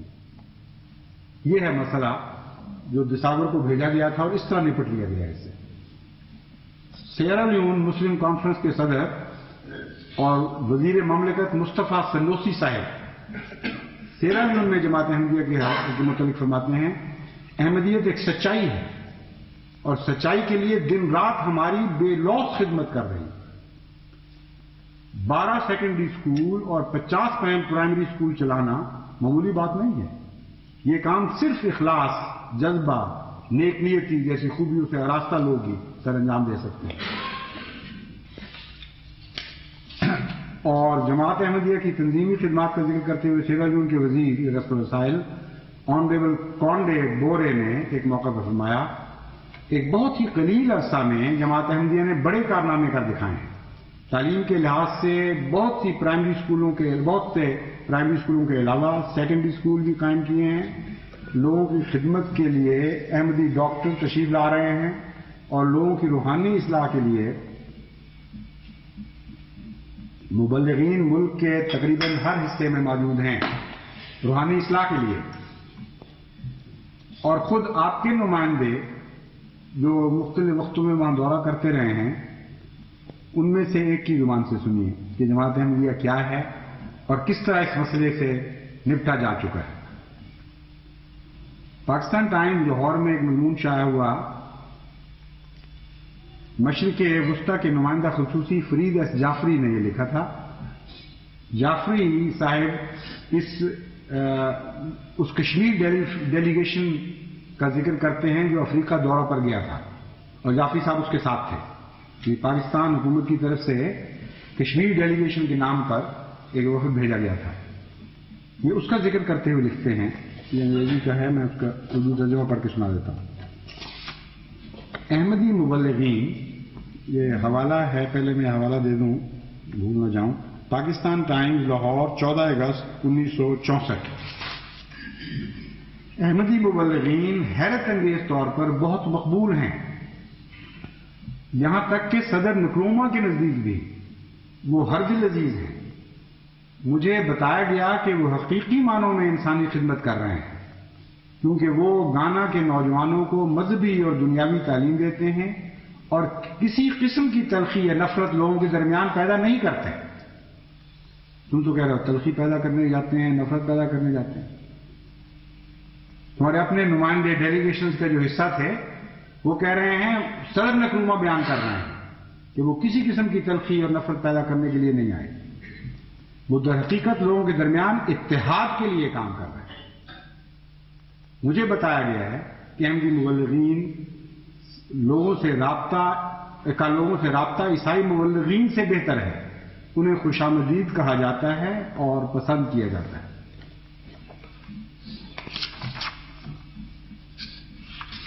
اور بھی حوالے ہیں بہت سے، لیکن ایک اور حصہ ہے مضمون کا، زیادہ دیر ہو جائے گی اس لیے میں اس کو ختم کرتا ہوں. پہلے اب سوال یہ پیدا ہوتا ہے کہ اگر جماعت احمدیہ فساد پیدا نہیں کر رہی تو فساد پیدا کیوں ہوتا ہے؟ ہر دفعہ جگہ جگہ فساد ہو رہا ہے، مسلمان پھٹے ہوئے ہیں، حالت زار ہو گئی ہے، احمدیت کے خلاف بھی اکٹھے ہو جاتے ہیں مگر آپس میں بھی خوب لڑتے ہیں. اور مولانا مودودی کی نظر میں تو دنیا جہان کی ساری گندگیاں اور ساری برائیاں نعوذ باللہ من ذالک امت مسلمہ میں جمع ہو گئی. تو اس کے لیے رجوع کرنا چاہیے حضرت اقدس محمد مصطفیٰ صلی اللہ علیہ وسلم کی طرف. قیامت تک کے لیے امت کے رہنما، امت کے بادشاہ، امت کے سربراہ حضرت اقدس محمد مصطفیٰ صلی اللہ علیہ وسلم. فدا و نفسی و ابی و امی و جانی و مالی، ہمارا سب کچھ فدا ہو آپ کے قدموں پر. قیامت تک کے حالات خدا تعالیٰ نے امت مسلمہ کے متعلق حضرت صلی اللہ علیہ وسلم روشن فرما دیے اور آپ نے اس وقت متنبع کر دیا. تو آپس میں بحثوں کی بجائے، آپس میں جھگڑنے کی بجائے حضور کی طرف رخ کرنا چاہیے کہ آقا آپ بتائیں کون ذمہ دار ہے ان فسادات کا؟ کس نے زہر کی کس گھول رکھی ہے؟ کس نے ظلم اور فساد کو پھیلا رکھا ہے امت میں اور جوڑ جوڑ دکھ رہا ہے امت محمدیہ؟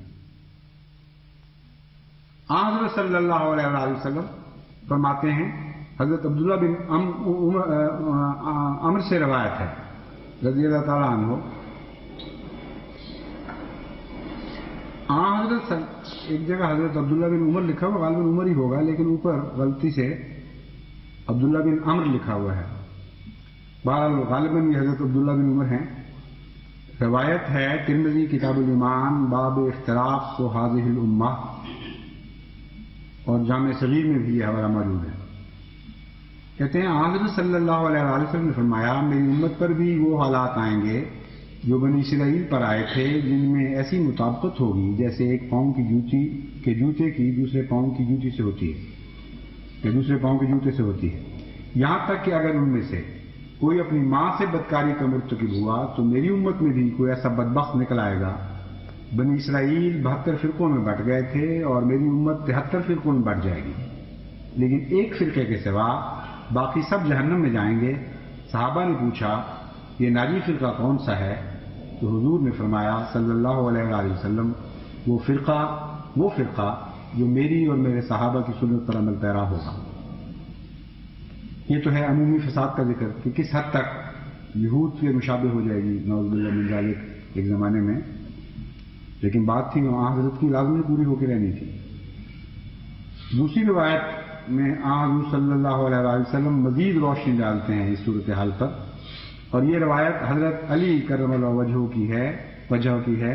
مشکات کتاب العلم الفصل الثالث صفحہ 38 اور کنز العمال میں بھی یہ حدیث درج ہے.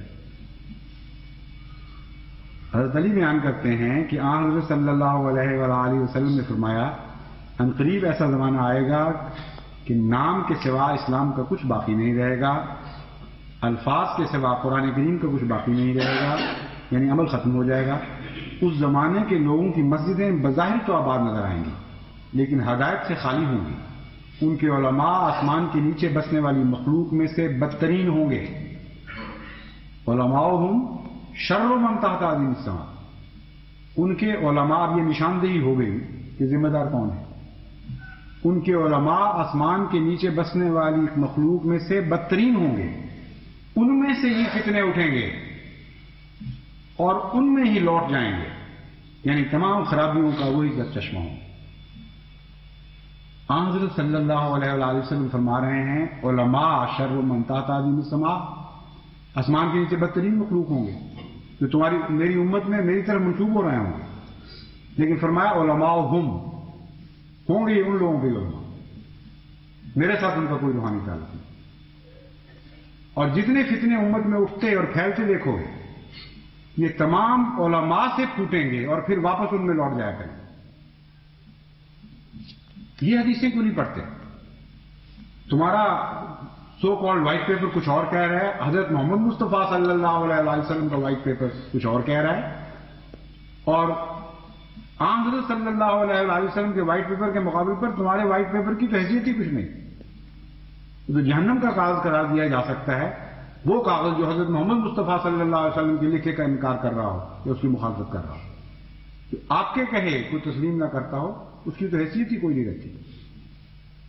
پھر فرماتے ہیں تکون فی امتی فضۃ، میری امت میں جھگڑے ہوں گے، لڑائیاں ہوں گی، اختلافات پیدا ہو جائیں گے. فیسیر الناس الی علمائہم، بظاہر تو لوگ ہی لڑتے ہیں عوام الناس، لیکن ان کا قصور نہیں ہوگا. وہ علماء سے کی طرف رجوع کریں گے اور جائیں گے علماء کی طرف کہ پتہ تو کریں یہ ہو کیا رہا ہے ہمارے ساتھ. کیوں ہم فتنہ و فساد کا شکار ہو گئے؟ فَإِذَا هُمْ قِرَدَةٌ وَخَنَازِيرٌ، کنز الامال صفحہ 190 فرماتے ہیں کہ وہ کیا دیکھیں گے کہ علماء نہیں ہیں، وہ تو سور اور بندر ہیں۔ یہ کس کے الفاظ ہیں؟ یہ میرے تو نہیں،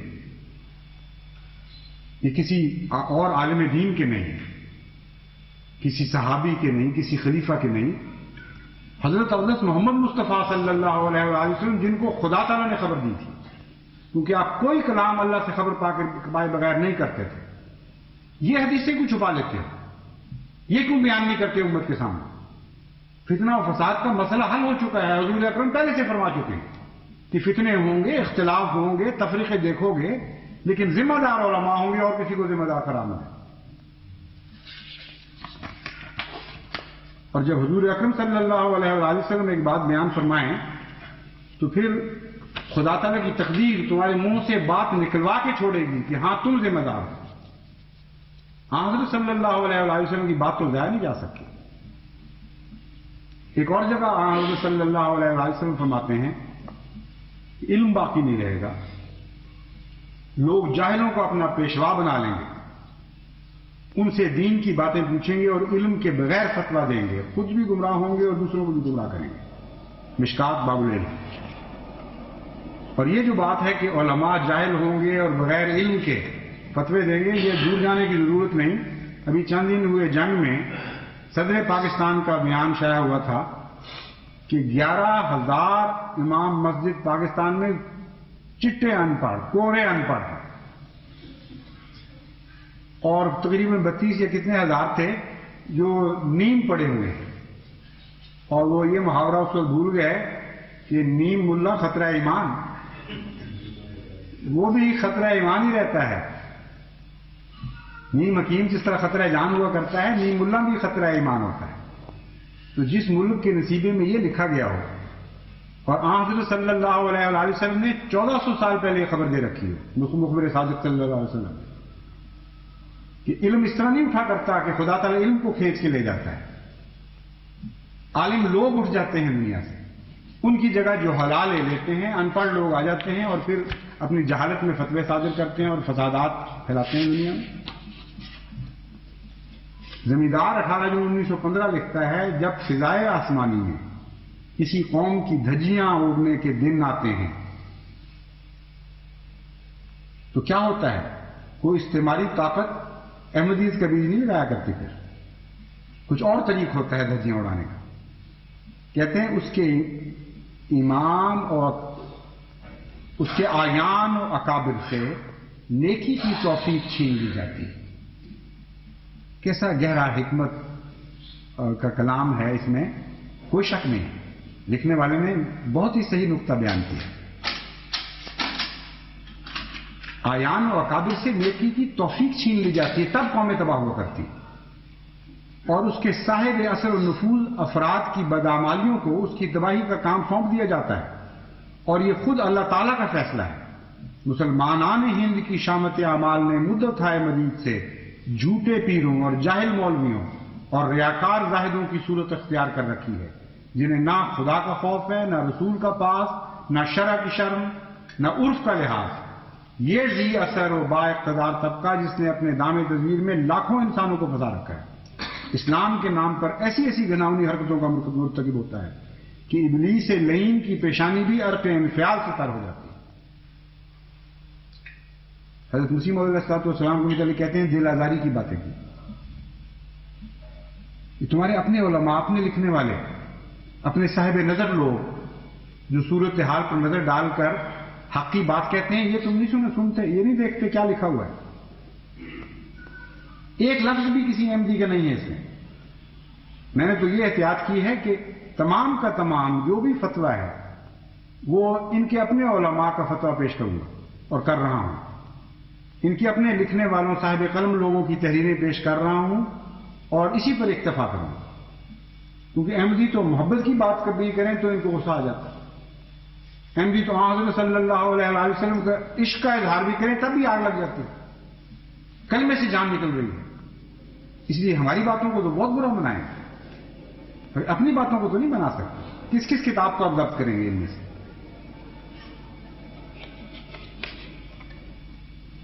پھر وہ لکھتے ہیں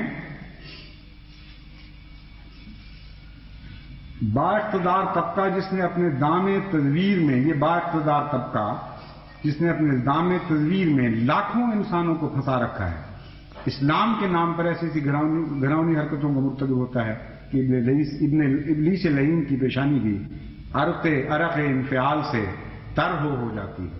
اور اب کچھ دنوں سے اس گروہ اشرار کی مشرکانہ سیاہ کاریاں اور فاسقانہ سرگرمیاں اس درجہ بڑھ گئی ہیں کہ اگر خدا تعالی کی غیرت ساری اسلامی آبادی کا تختہ ان کے جرائم کی پاداش میں الٹ دے تو وہ جنہیں کچھ بھی بصیرت سے حصہ ملا ہے ذرا بھی تعجب نہ کرے.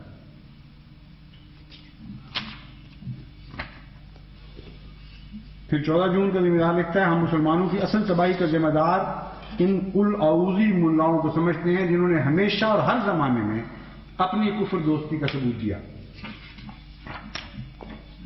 پھر 15 اپریل 1929 کا شمارہ لکھتا ہے میرا شمار خود مولویوں کی جماعت میں ہے.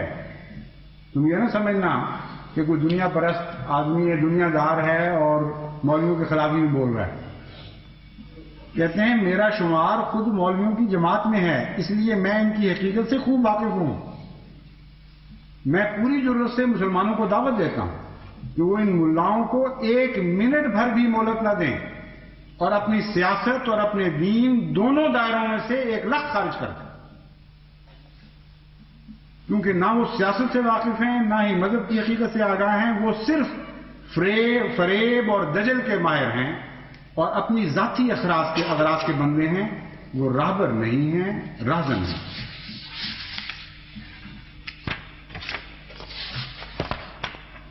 اور المان اخبار لکھتا ہے مسلمانوں میں لامذہبیت اور الحاد کا طوفان کانگریسی علماء و لیڈر اخبارات میں مضامین لکھ کر پیدا کر رہے ہیں. اب آپ کہیں گے کہ یہ 12 دنیاوی اخبار اور رسائل ہیں، علماء کی بات کرو، کوئی دینی رسائل اس موضوع پہ قلم اٹھائیں تو وہ ہم ماننے کے لیے تیار ہیں. شاید یہ کہیں تو سنیے. ہفت روزہ تنظیم اہل حدیث لاہور علماء کے متعلق لکھتا ہے ان کے یہ طور دیکھ کر حضور صلی اللہ علیہ وآلہ وسلم کا یہ ارشاد یاد آ گیا مساجدہم عامرۃ وہی خراب من الہدی علماؤہم شر من تحت عدیم السماء من عندہم تخرج الفتنۃ وفیہم تعود. ان کی مسجدیں یوں تو آباد ہوں گی پر بے روح ہوں گی. ان کے مولوی سب سے بڑے فتنہ گر اور فتنوں کے ملجا ہوں گے. یہ ترجمہ انہوں نے لکھا.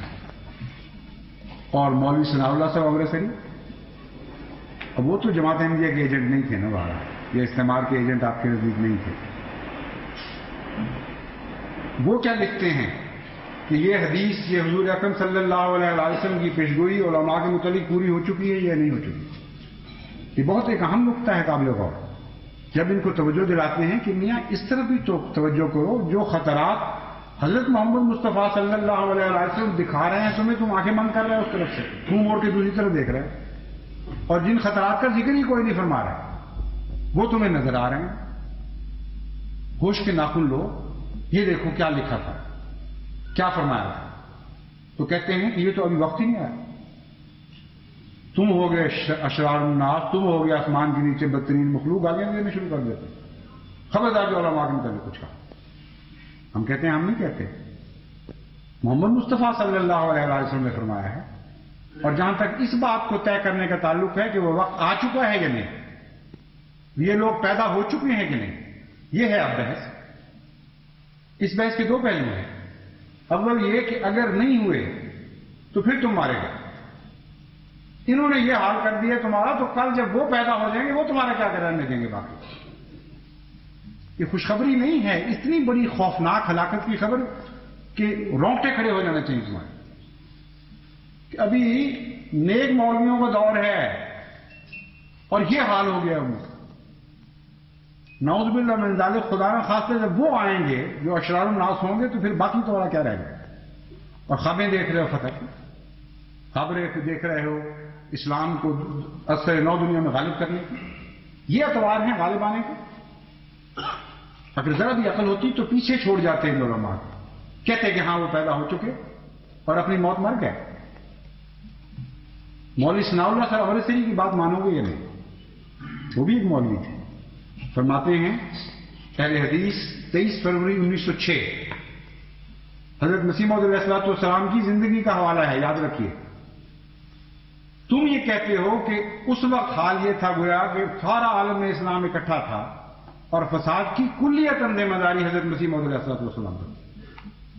مولوی ثناء اللہ صاحب امرتسری لکھتے ہیں جتنی رسوم شرکیہ اور بدعیہ مسلمانوں میں آج کل ہو رہی ہیں وہ مولویوں ہی کی مہربانی کا اثر ہے۔ شرار شرار شرار العلماء، خدا کی تقدیر دیکھیں اس طرح نکلواتی ہے سچ کو۔ حضرت محمد مصطفیٰ صلی اللہ علیہ وسلم نے فرمایا تھا اشرار ہوں گے، مولوی بول اٹھے خود کہ ہاں ہم ہیں، ہاں ہم اشرار ہیں، ہاں ہم اشرار ہیں۔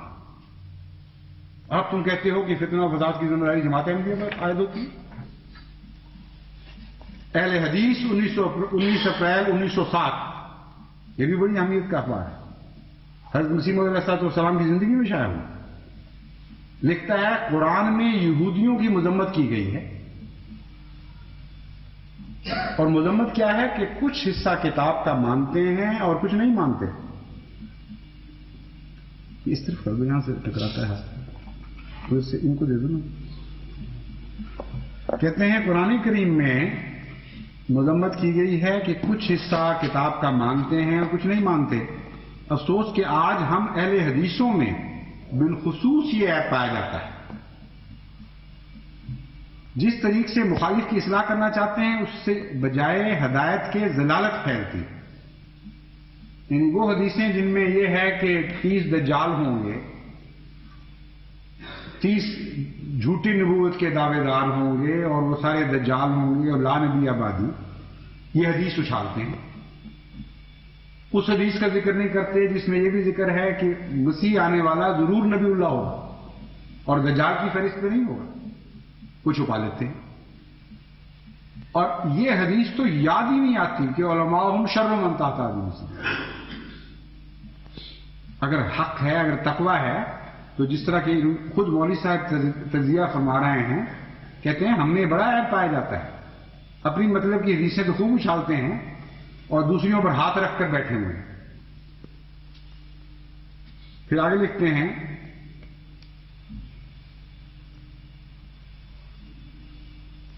کہتے ہیں کہ ہم وہ ہیں کہ ہمارے قوا، یہ 20 دسمبر 1921 میں لکھا ہے، ہم وہ ہیں کہ ہمارے قوا سلب ہو چکے ہیں، بہادری منقاع ہو چکی ہے، اعضاء کمزور اور حقانی طرف ہماری دلوں سے معلوم ہو چکی ہے، بلکہ یہ کہنے میں حق بجانب ہیں کہ تمام اعضاء مر چکے ہیں، فقط ایک دہن اور اس میں ایک زبان باقی ہے۔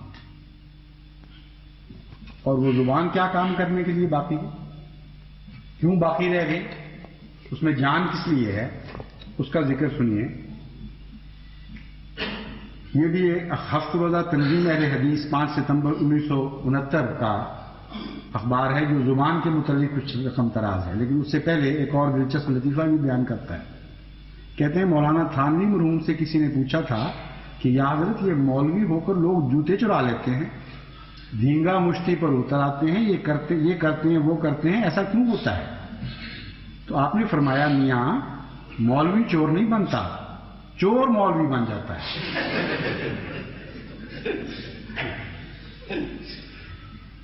یہ ہے ان کی آپس کی باتیں۔ اور آگے جا کے فرماتے ہیں کہ جمعیت علماء اسلام کے معروف رہنما جو جماعت احمدیہ کے اشد ترین مخالفین میں سے تھے، مولانا غلام غوث ہزاروی، ان کا ذکر کر کے فرماتے ہیں کہ مولانا غلام غوث ہزاروی نے اپنی زبان کے حل چڑھا کر، اس لیے زبان رکھی گئی، زبان کے حل چلا کر نوخیز نسل کی جو پنیری تیار کی ہے وہ بھی بدزبانی اور گالیوں کے باب میں بے مثال نمونے تیار کر رہی ہے اور کرے گی، اور ایک وقت آئے گا کہ یہی پود انہی ہتھیاروں کے ساتھ خود ان کے منہ کو آئے گی اور پھر وہ پچھتائیں گے۔ بات بڑی سچی کہہ رہی ہے۔ جب بھی احمدیوں کے خلاف حکومتوں نے یا بعض سرفروں نے اس پنیری سے کام لیا ہے تو وہی زبان جو حضرت مسیح موعود علیہ السلام کے خلاف گالیوں دینے کے لیے خریدی گئی تھی، الٹ کر پھر ایسی ایسی گندی گالیاں دینے لگی اپنے آقاؤں کو کہ انسان حیران رہ جاتا ہے۔ عبرت کے تازیانے پڑے لیکن ان کو محسوس نہیں۔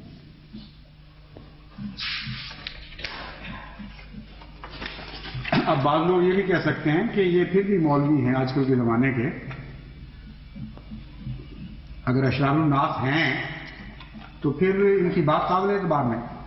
کسی بزرگ کی بات کرو تو پہلی تو بات یہ ہے کہ حضرت محمد مصطفیٰ صلی اللہ علیہ وسلم سے بزرگ تر اور انسان کون ہو سکتا ہے؟ کہاں سے لائیں؟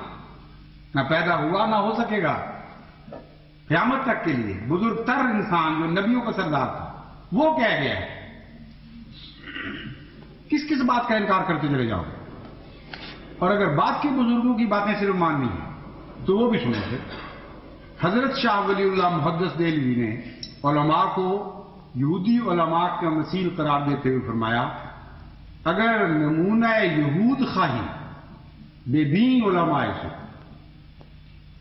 اگر یہود کا نمونہ دیکھنا چاہتے ہو جو مدتیں پہلے ختم ہو گئے یہود علماء، تو بے بین علماء سو ان کو دیکھو جو آج کل کے علماء سو ہیں۔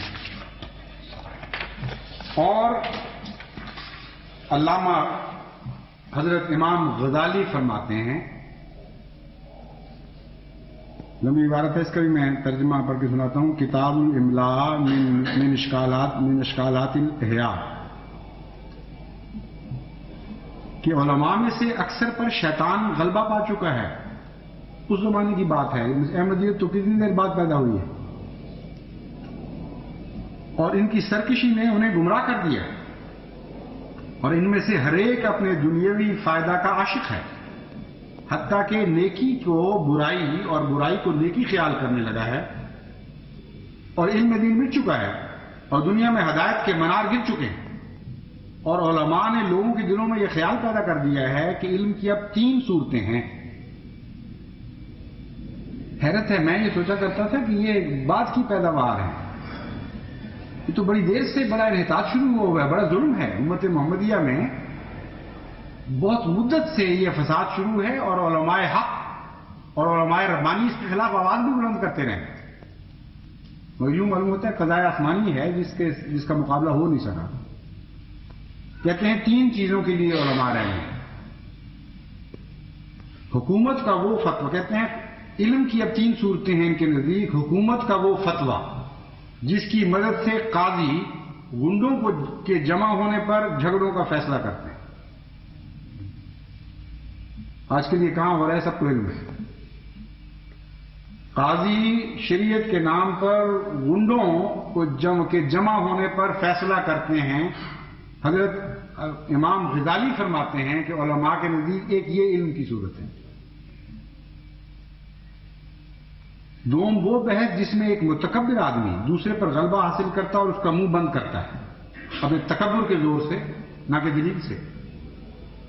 سوئم کو فرماتے ہیں کہ منظوم اور مسجع کلام جس کے ذریعے ایک وائز عوام کو اپنی طرف کھینچنے کی کوشش کرتا ہے۔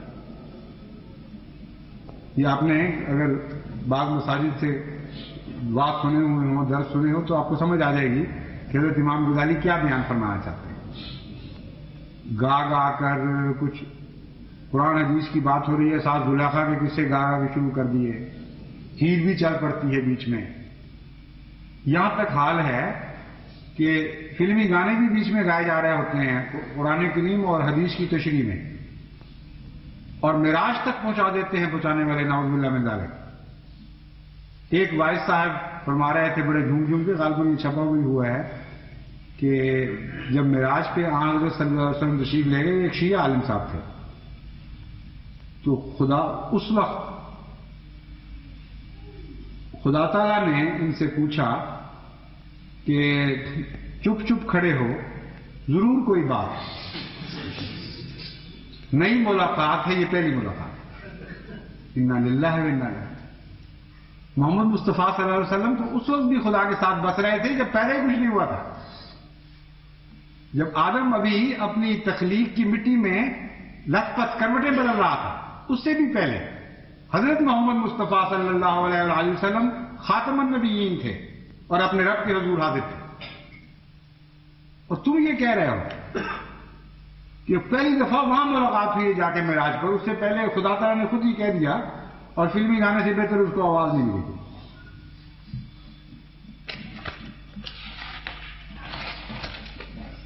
اور اب آخر پہ مولانا مودودی صاحب کا تبصرہ میں آپ کے سامنے رکھتا ہوں، اس سے اندازہ ہو جائے گا آپ کو۔ یہ بھی ایک بڑا مقام رکھتے ہیں آج کل پاکستان میں، ایک مودودی جماعت حکومت کا دوسرا بازو ہے احرار کے علاوہ۔ فرماتے ہیں افسوس کہ علماء الا ماشاء اللہ، پہلے تو عوام الناس کے اوپر یہ انہوں نے فتویٰ صادر فرمایا تھا نا، اب علماء کی بات ہو رہی ہے، خود اسلام کی حقیقی روح سے خالی ہو چکے تھے۔ ان میں اجتہاد کی قوت نہ تھی،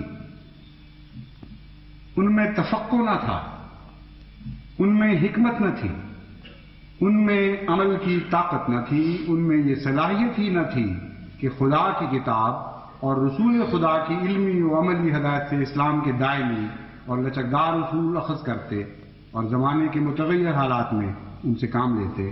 ان پر تو اسلاف کی اندھی اور جامع تقلید کا مرض پوری طرح مسلط ہو چکا تھا، جس کی وجہ سے ہر چیز کو ان کتابوں میں تلاش کرتے تھے جو خدا کی کتابیں نہ تھیں، کہ زمانے کی قیود سے بالا تر ہوتی۔ وہ ہر معاملہ میں ان انسانوں کی طرف رجوع کرتے تھے جو خدا کے نبی نہ تھے، کہ ان کی بصیرت اوقات اور حالات کی بندشوں سے بالکل آزاد ہوتی۔ پھر یہ کیوں کر ممکن تھا؟ یہ تجزیہ سننے والا ہے۔ کیوں عالم اسلام پر تباہی آئی؟ کیوں ہلاکت کا دور دورہ ہوا؟ اس لیے کہ جن کی طرف مسلمان عوام نے رجوع کیا، جن علماء کی طرف، وہ خدا کے نبی نہیں تھے، اور کہتے ہیں مسلمانوں خدا کے نبی نہ تھے کہ ان کی بصیرت اوقات اور حالات کی بندشوں سے بالکل آزاد ہوتی۔ پھر یہ کیوں کر ممکن تھا کہ وہ ایسے وقت میں مسلمانوں کی کامیاب رہنمائی کر سکتے جبکہ زمانہ بالکل بدل چکا تھا اور علم و عمل کی دنیا میں ایسا عظیم تغیر واقع ہو چکا تھا جس کو خدا کی نظر تو دیکھ سکتی تھی، مگر کسی غیر نبی انسان کی نظر میں یہ طاقت نہ تھی کہ قرنوں اور صدیوں کے پردے اٹھا کر ان تک پہنچ سکتے۔ اب کیا قصہ ہے؟ غور سے اس کو سنیے دوبارہ، یہ فقرہ بہت ہی غیر معمولی پیغام آپ کے لیے ایک رکھتا ہے۔ کہتے ہیں پرانے علماء کیوں ناکام ہوئے، امت مسلمہ میں کیوں فساد پھیلا؟ اس لیے کہ علماء سے ان کو یہ توقع تھی کہ بدلتے ہوئے حالات، بدلے ہوئے زمانے کے ساتھ جو مسائل نئے نئے آئے ہیں، نئی نئی آفات جو اسلام پر حملہ آور ہوئی ہیں، ان کا حل تلاش کریں، ان سے پوچھیں۔ وہ کہتے ہیں وہ اس قابل نہیں تھے۔ بدلے ہوئے حالات میں یا خدا کی نظر ہے جو حقیقت حال کو پا سکتی ہے اور وہ حال جانتی ہے، یا نبی کی نظر ہوا کرتی ہے جو خدا کی طرف سے عرفان حاصل کرتا ہے۔ کہتے ہیں دونوں صورتیں نہیں ہیں، پھر قرنوں اور صدیوں کے پردے کیسے اٹھ سکے؟ اور ساتھ ہی یہ پیغام دے رہے ہیں کہ میری مانو اور میری سنو، میں تمہارے لیے ہدایت اور نئی زندگی کا پیغام لایا ہوں۔ کیا دعوی ہے یہ؟ کیا خدا کے طور پر پیغام لائے ہیں کہ آپ کی نظر وہ پردے پھاڑ کر دیکھ رہی ہے جو تمام علماء امت اور تمام صدیوں کے بڑے بڑے بزرگ اور مجددین نہیں دیکھ سکے؟ یا نبوت کے دعوے دار ایک ہی سانس میں حضرت مسیح موعود علیہ الصلوۃ والسلام کو جھٹلاتے بھی ہیں، تکفیر بازی بھی جاری ہے، کہتے ہیں فتنہ و فساد پھیلا دیا، اور دوسرے سانس میں یہ بھی اعلان ہو رہا ہے کہ میں ہدایت کا سرچشمہ تمہارے لیے بن کے آیا ہوں، میری کتابوں میں تمہارے سارے مسائل کا حل موجود ہے۔ اس جماعت میں داخل ہو، اسلام مسلم و زندہ ہو. تو کیا خدائی کا دعویٰ ہے یا نبوت کا دعویٰ ہے؟ اگر ان دونوں کا نہیں ہے تو بھی جھوٹ بولتے ہو. اگر تم سچے ہو اور واقعی سچے ہو کہ نئی آفات اور نئے مصائب کے وقت خدا اور عارف باللہ نبی کی نظر کے سوا کوئی ان مسائل کی تہ تک نہیں پہنچا کرتا اور کوئی ان مسائل کا صحیح حل تلاش نہیں کر سکتا، اس بات میں تم سچے ہو، تو پھر دوسری ساری باتیں تمہاری جھوٹی. پھر تمہارے لیے ایک ہی راستہ ہے کہ اس شخص کو قبول کرو جس پر خدا نے علم و عرفان الہام کیے، جس نے خدا کی نظر سے دیکھا، اس نظر سے جس کے متعلق مومن کے متعلق حضرت محمد مصطفیٰ صلی اللہ علیہ وسلم کی خوشخبری تھی. وہ جو خدا کی طرف سے آیا وہی تمہارے لیے ہر مصیبت ہر بیماری کا علاج لے کر آیا تھا، اس کو تو تم نے رد کر دیا ہے. اب پیچھے اپنے لیے تم کیا چاہتے ہو؟ یہ جو کچھ تھا یہ میں نے تمہیں پڑھ کے سنا دیا، اس کے سوا تمہارا کوئی اور مقدر نہیں. اگر زندگی چاہتے ہو، اگر فتنوں سے نجات چاہتے ہو تو ان سے نجات حاصل کرو جن کو محمد مصطفیٰ صلی اللہ علیہ وسلم نے تمام فتنوں کی آماجگاہ قرار دی، تمام فتنوں کا منبع و ماوا قرار دی. محمد مصطفیٰ صلی اللہ علیہ وسلم کے انکار کے بعد ہرگز تم زندگی کی راہ نہیں دیکھ سکو.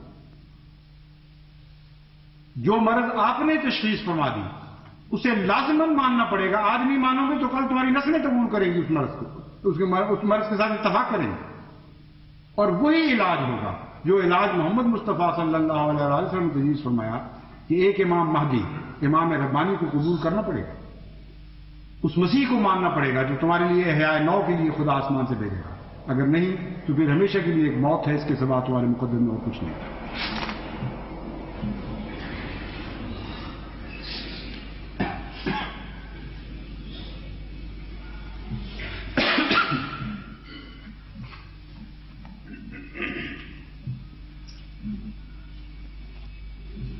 الحمد لله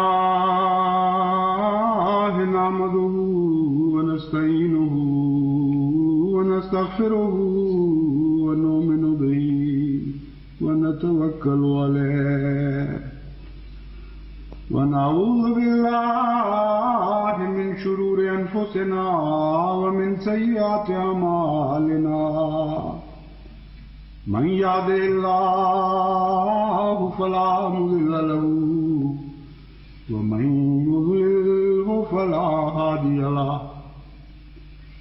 ونشهد أن لا إله إلا الله وحده لا شريك له ونشهد أن محمدا عبده ورسوله. عباد الله رحمكم الله، إن الله يأمر بالعدل والإحسان وإيتاء ذي القربى وينهى عن الفحشاء والمنكر والبغي يعظكم لعلكم تذكرون. اذكروا الله يذكركم وادعوه يستجب لكم ولذكر الله أكبر.